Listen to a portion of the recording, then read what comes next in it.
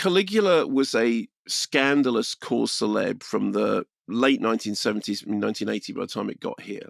It was a Roman epic written by Gore Vidal, incredibly, respected author, starring Malcolm McDowell, Helen Mirren, John Gielgud, Peter O'Toole, set by Danilo Donati, who won 2 costume Oscars for Romeo and Juliet and Fellini's Casanova. Huge production at Cinecittà, but produced by Bob Guccione, he of Penthouse magazine. And the film was beset with problems.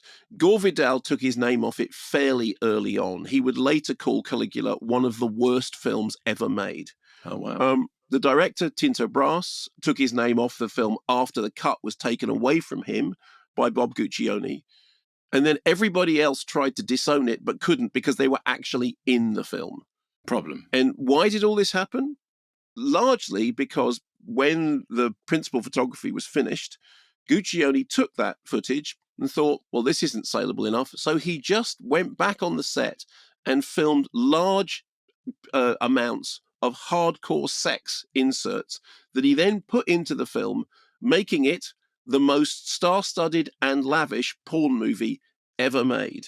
Now, there were always, X-rated cuts and R-rated cuts, but it became a source of total scandal. Here is the trailer for the movie when it was first coming out. This is a trailer for the R-rated version, by which point every single person involved in the film, with the exception pretty much of Guccione, had washed their hands of it. They spoke of it first in whispers.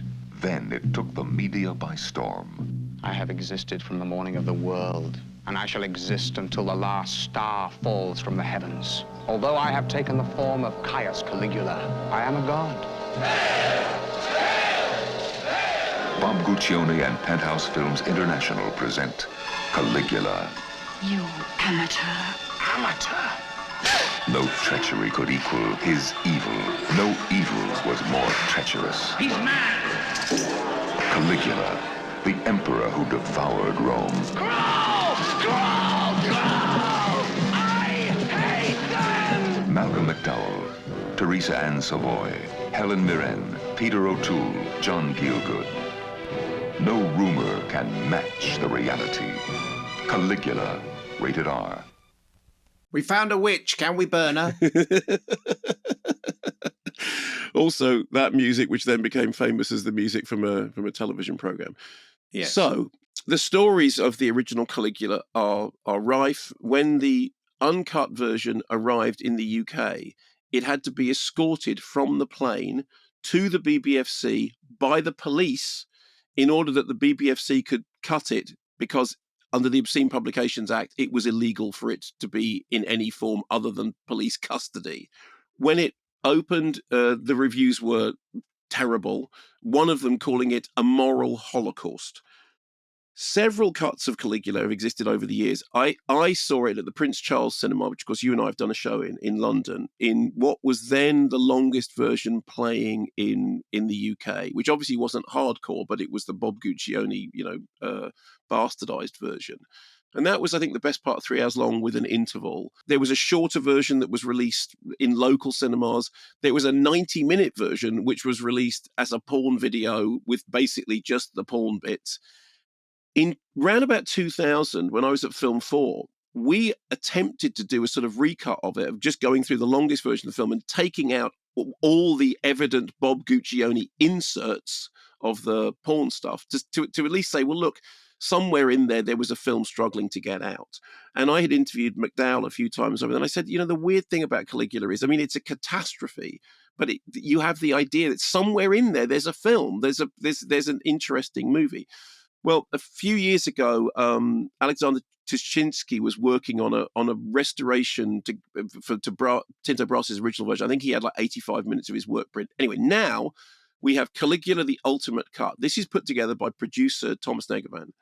It's 178 minutes long, and it is basically previously unreleased material. So it's an attempt to make an entirely new version of the film, not based on Brass's cut or Guccione's cut, but based largely on the screenplay. Tinto Brass has already disowned it. Because he's not involved in it. So already the ultimate cut has been disowned by the director. Mm-hmm. Malcolm McDowell, however, loves it. And he said, quote, "Because of the brilliant work of Thomas Negavan, one of my best performances has finally come to light after 47 years." So the question is, I mean, when I was at Time Out, Jeff Andrew, who was my editor, he said, "You know your problem?" And I said, "Well, I have many." He said, "Your problem is that you believe that all art is redeemable." And he meant it in a kind of affectionate way, but it was because we were having a conversation about Caligula. And I kept saying, I can't believe that Caligula is without merit entirely. I can't believe that the catastrophe of it, that there isn't something in there. And there's a saying about Tinto Brass, which Jeff said, which is where there's muck, there's brass. Because Tinto Brass, although he had done some, art house stuff, and at the beginning of the film, there's a history of how we got to where we are. And it says, directed by art house director Tinto Brass. Well, art house director Tinto Brass is a kind way of describing Tinto Brass, because he'd made Salon Kitty, and then he went on basically to make just kind of, erotica. But he was at an interesting point. Anyway, the new version of the film, and I speak as somebody who's seen more versions of Caligula than is healthy, is a revelation. I mean, it is like seeing a completely different film. As I said, it starts with this explanatory creed explaining the history of the film and the setup history of the story. And there's also this very interesting new animation which they've used to set the story up and to define it as a completely different tone to the original. The material that opened the Guccione cut is now halfway through the film. The whole film is restructured. The original voices have been used rather than the dubs. They've used AI to enhance some of those voices. And so here are the headlines. Firstly, the narrative now makes sense. Apparently, Tinto Brass, when the script came in and Brass was talking to McDowell about it, McDowell was saying, "Look, if this guy's just mad, it's not interesting. Well, what? I want the character to have development. I want it to be about the way in which power corrupts." And apparently, Tinto Brass said to McDowell, "He's an anarchist. He's an anarchist who wants to destroy Rome from the top." Now, this may not be historically true, because as everyone now knows, all the stories about Caligula probably aren't.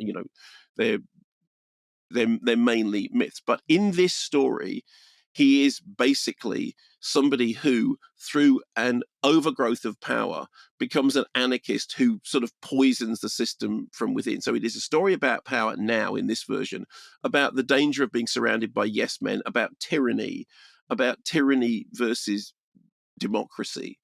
It is also, we have to be honest, it's shocking. I mean, it is also, a film which absolutely has elements in it that are exploitation and are shocking. There is one particular scene which is a sort of double rape scene at a wedding, which is still there and is a centerpiece and is absolutely grotesque. And I have spoken to McDowell about this, and he was saying, I think that is the centerpiece of the film, because that's the point at which you understand just how poisonous this entire situation is. And in the current cut of the film, I think that scene does do that. There is still plenty of outre 70s sex, most of it elaborate set pieces, and some of it flirting on the very outskirts of what you could actually get away with in a mainstream movie. Some performances are better than others. Some of the performances are outright creaky. Some of the zooms and some of the shots, they're like what those 70s movies looked like. But this version restores a lot of Helen Mirren's performance, which wasn't in the original version. And it also makes the madness comprehensible. Now, it's not for everyone. I mean, I think that in a way, if you're anyone who's interested in Caligula, you're partly interested in it because of the fact that there was such a scandal around it, because it was such a cause célèbre, and because the question that everyone was asking was, what are these people doing in this film? What are people of the stature of Malcolm McDowell, who'd done Clockwork Orange and, Lucky Man and If, and Peter O'Toole and John Gielgud, what are they doing in this film?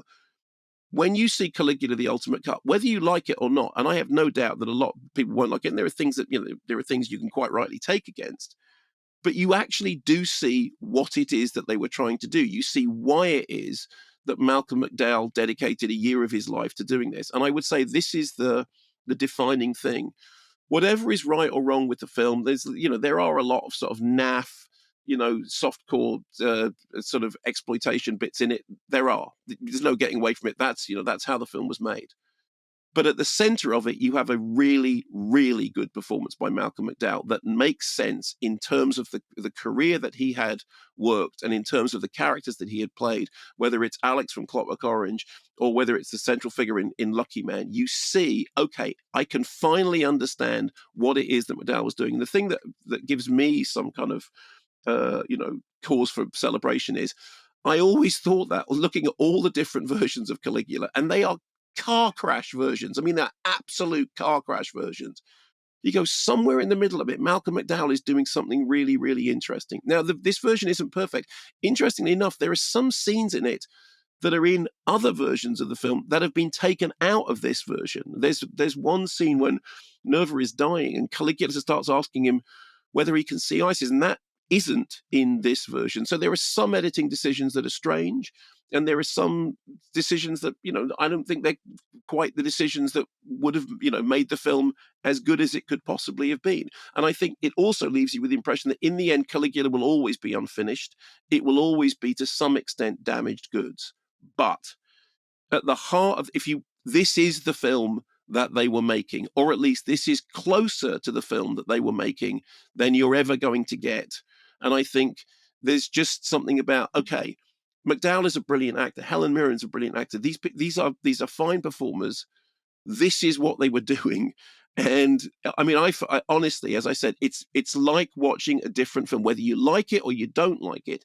It is a world away from the film that we heard the trailer for, that literally the people who were involved in it tried to rub from their memory, except, of course, for Helen Mirren, who's always been very funny about Caligula, and who said, you can say what you like about Caligula, but it has an irresistible mix of art and genitals in it, which is a very Helen Mirren thing to say.